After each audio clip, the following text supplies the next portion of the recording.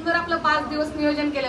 हे माझं तर शेवटचा दिवस होता यायचा, पण त्यांनी मी नुसतं फोन केला सकाळी, अगं स्नेहल गाडी म्हणजे गेली का काय बघ.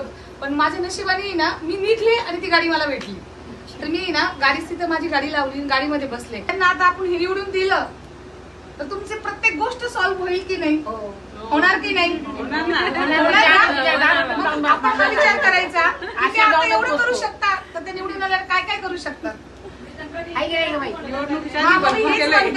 सगळ्यांनी त्यांना खूप चांगला प्रतिसाद द्यावा, न चुकता वोटिंग करायला यावा. आणि जे काही आपले जे प्रश्न असतील ते त्यांना सांगायचे की आमचं ताई हे काम राहिलंय, तर ते करणार नाही मला असं वाटतच नाही. ते असं म्हणणार मी जरूर प्रयत्न करेल आणि लगेच होत असं तर लगेच करून देईन.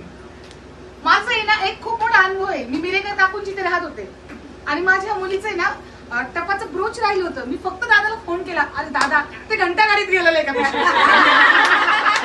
दादानी माहितीये का ते पिशवी